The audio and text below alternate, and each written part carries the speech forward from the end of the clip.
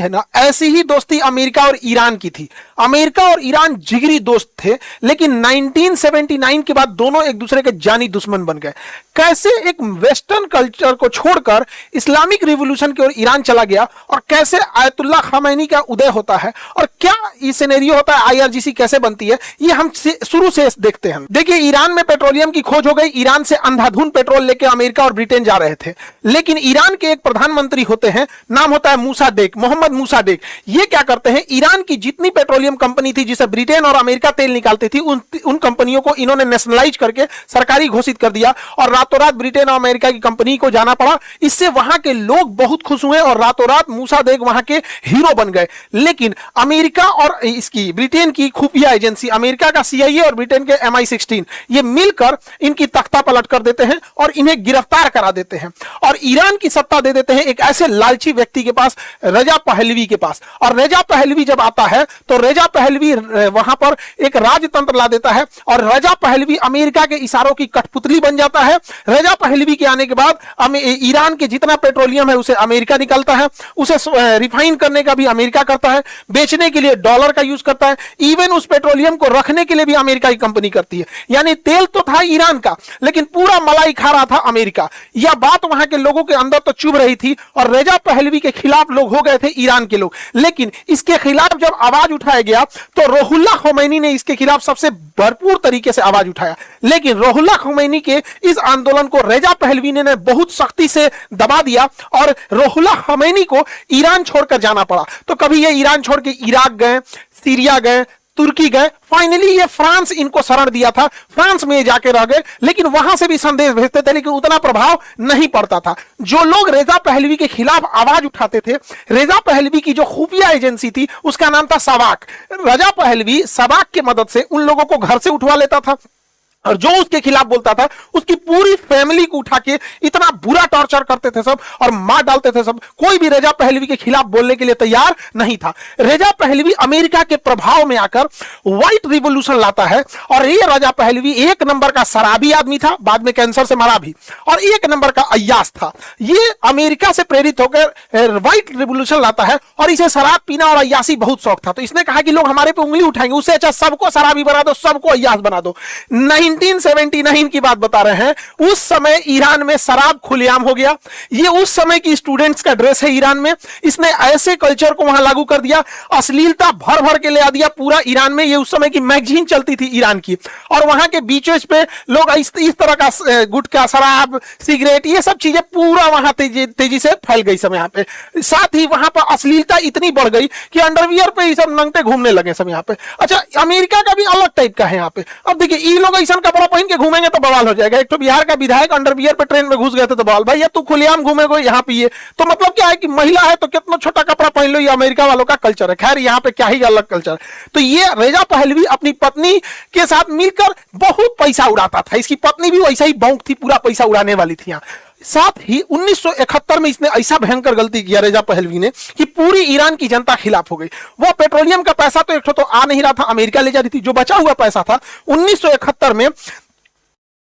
दोस्तों, Microsoft Excel को अगर आप एडवांस लेवल पे सीख जाते हो तो आप वर्क फ्रॉम होम के लिए भी रेडी हो जाते हो। इंडिया के किसी भी कोने पे या वर्ल्ड के किसी भी कोने पे आराम से बैठकर आप इस स्किल को मास्टर कर सकते हो, क्योंकि आयरा स्किल भारत का नंबर 1 प्लेटफॉर्म आपके डोर स्टेप पे, आपके घर तक, आपके मोबाइल तक, आपके लैपटॉप तक एक ऐसा पावरफुल प्रोग्राम लेकर आ रहा है जिसको मास्टर कर सकते हो आप इस प्रोग्राम में एनरोलमेंट करके। सो दोस्तों, अगर आप बेसिक से लेकर एडवांस फॉर्मूलाज को सीखते हो, इंटरैक्टिव डैशबोर्ड्स बनाते हो, वीलुकअप जैसे फॉर्मूलाज को सीखते हो, इतना ही नहीं, पिवट टेबल जैसी टेक्निक को सीखकर ऐसे कुछ वैल्यूएबल रिपोर्ट्स अगर आप। पार्सेपोलिस नाम का एक त्योहार आयोजित किया गया, पूरी दुनिया के लोगों को बुलाया गया। पर्सिया यानी ईरान के तेहरान में पूरी दुनिया के राजदूतों को, पूरी दुनिया के नेताओं को बुलाया गया। अंधाधुंध पैसा खर्चा किया गया। दुनिया में इसकी आलोचना हुई, भैया इतना खर्चा करने की क्या जरूरत थी। पेरिस में बैठे जो, और जिन्हें ईरान से निकाल दिया गया था, रुहुल्लाह खुमैनी, पूरी भरपूर आवाज उठाएं। मैगजीन के माध्यम से, न्यूज के माध्यम से, पत्रिका के माध्यम से, अपने भाषणों के माध्यम से ईरान के लोगों को संबोधित करते थे। और ईरान के लोग इसके खिलाफ अब आवाज उठाने लगे, अपने राजा रजा पहलवी के खिलाफ। रजा पहलवी ने सबसे भीषण गलती क्या कर दिया, उसने क्या किया, 8 सितंबर 1978 को 8 सितंबर 1978 को लोग जुमे की नमाज पढ़ के बाहर निकल रहे थे और उसके खिलाफ पूरा प्रोटेस्ट कर रहे थे, राजा रेजा पहलवी के खिलाफ। यहां पर अमेरिका उसका साथ दे रहा था, लेकिन रेजा पहलवी की जो पुलिस थी, यानी जो पुलिस और पैरामिलिट्री को लगाकर इसने उन लोगों पे गोली चला दिया जिसे ब्लैक फ्राइडे कहते हैं। और जैसे ये गोली चली, आंदोलन और उग्र रूप ले लिया और देखते देखते पूरा ईरान इस जन आंदोलन में आ गया और पूरी तरह से ईरान को चारों ओर से घेर लिया गया। गली गली से पूरी विरोध होने लगी। राजा को लग गया अब यहां रहेंगे तो कहीं जेंजी की तरफ मिलकर मारे सब मत यहां पे, तो रेजा पहलवी को भागना पड़ा। जनवरी में भागा, ये जनवरी 1979 जनवरी में रेजा पहलवी भागा। और जैसे रेजा पहलवी भागता है, पेरिस में बैठे रुहुल्लाह खोमैनी ये जनवरी में भागता है और वो फरवरी 1979 में ईरान चले आते हैं। ये भागा जनवरी में क्योंकि इन्हें इसे भगाया था, इसके रहते आ जाता तो फांसी दे देते यहां पे, और ये जनवरी में भागा, ये फरवरी में आ गया। आप जानकर ताज्जुब कीजिएगा, जब रुहुल्लाह खोमैनी ईरान आए थे तो उस समय 50 लाख लोगों ने स्वागत किया था रुहुल्लाह खोमैनी का। 50 लाख 50 लाख लोगों ने स्वागत किया और इसे ईरान छोड़ के भागना पड़ा। ये अलग अलग जगह पे शरण लेता था, कभी तुर्की में लिया, कभी यूरोप में लिया, हंगरी में लिया, फ्रांस में लिया, अलग अलग जगहों पे ये शरण लेता था, लेकिन इसको लोगों ने उतना ध्यान नहीं दिया, भाग गया। लेकिन ईरान के लोगों का कहना था ये जहां भी शरण ले इसको खींच के लाइए, फांसी दिया जाएगा चोट्टा को। यहां पे रेजा पहलवी ठीक था, सोचा भारत के एकदम खिलाफ रहता था।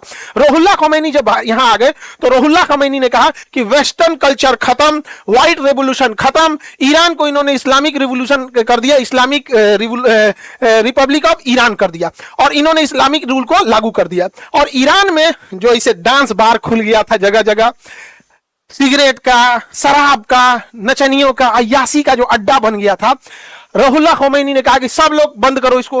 बंदे नहीं कर रहा था सब, इन्होंने कहा सब लोग को एक के दिन लाइसेंस देंगे, स्टेडियम में आना, सबको गोली मरवा दिया। आप तोरा लाइसेंस देते, सबको खींच खींच के गोली मरवा दिया यहाँ पे।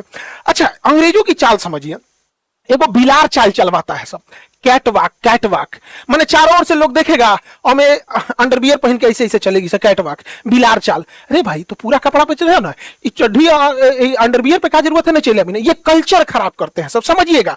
यूरोप वाले सुंदर नहीं आकर्षक बनने का प्रयास करते हैं सब। देखिए ये है आकर्षण और ये सुंदरता होती है। सुंदरता और आकर्षण में अंतर होता है। आप रामायण देखे होंगे, सीता माँ को देखिए, कोई भी व्यक्ति सीता नहीं कर, अपने से मां निकल जाता है, सीता मां यहाँ पे। तो यहां पर क्या है ना, आप देखिएगा, चाहे हमारी जो संस्कृति है, तो हमारी संस्कृति को ये सब गलत दिखाएंगे, सब कहेंगे सब पिछड़ी संस्कृति है, जबकि हमारे यहाँ ऑटोमेटिक सम्मान झलकता है, ऐसी चीजों से होता है। तो जब हम भारतीय परिदृश्य में रहते हैं तो ये सुंदरता है, और वेस्टर्न कल्चर सुंदरता नहीं, जो सुंदर नहीं रहता है उसे अंग दिखाना पड़ता है, वो आकर्षण होता है। तो वेस्टर्न कल्चर आकर्षण पर फोकस करता है और भारत सुंदरता पर फोकस करता है। तो सुंदरता से सम्मान की नजर से देखा जाता है और इन लोगों को एक सामान के नजर से देखा जाता है। तो डिपेंड करेगा, सम्मान के लायक है तो सम्मान की नजर से, सामान बन के घूमिएगा तो सामान बन के लोग देखेगा यहाँ पे। खैर अपने टॉपिक पे आते हैं।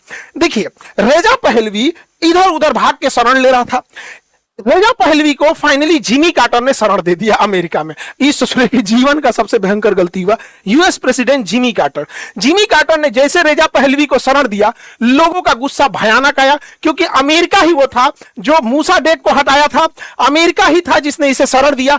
अब ईरान के स्टूडेंट, पब्लिक, जनता पूरा खिलाफ हो गई अमेरिका से और कहा गया कि अमेरिका तुम रेजा पहलवी को दे दो, उसे तेहरान की सड़कों पर फांसी दिया जाएगा। वह मूसाडेक को हटाया, उसने रेजा पहलवी को फांसी देने की पूरी मांग होने लगी और धीरे धीरे यह मांग इतनी बढ़ गई कि लोगों ने कहा कि अमेरिका से लेके आओ रेजा पहलवी को, इस ससुरा को ले आकर फांसी दिया जाएगा। लेकिन अमेरिका वापस देने को तैयार नहीं था। अमेरिका ने कहा कि इसे कैंसर हुआ, हमारे यहां इलाज करेगा। ईरान के लोगों ने कहा कि हमारे यहां भेजो, हम परमानेंट इलाज करेंगे। लेकिन उसको सच में कैंसर था। अच्छा, रेजा पहलवी मरा भी कैंसर से। स्टूडेंट ने क्या किया, 4 नवंबर 1979 को तेहरान में यूएसए का जो दूतावास है, एम्बेसी, दूतावास मतलब होता है उस देश के अधिकारी वहां रहते हैं डिप्लोमेटिक रिलेशन के लिए। स्टूडेंट पूरे दूतावास को चारों ओर से घेर लेते हैं और देखते देखते स्टूडेंट्स की भीड़ इतनी भयानक होती है कि दूतावास के अंदर घुस जाते हैं और दूतावास के अंदर घुस के वहां 52 लोगों को पकड़ लेते हैं। 52 डिप्लोमेट, ये दूतावास के अंदर नॉर्मल आदमी नहीं रहता है, बड़े बड़े हाई ऑफिसर रहते हैं। तो 52 डिप्लोमेट्स को पकड़ लिया स्टूडेंट ने और तेहरान की गलियों पे इनकी आंख पे पट्टी बांध के परेड निकाला गया था। लोग जूते मार रहे थे, इन लोग को बहुत टॉर्चर किया गया। और आपको जान के ताज्जुब होगा, अमेरिका के इन 52 डिप्लोमेट्स को 444 दिन तक यानी लगभग 1.5 साल तक इन लोगों ने बंदी बना के रखा था। अमेरिका सुपर पावर टुकुर टुकुर देखते रह गया।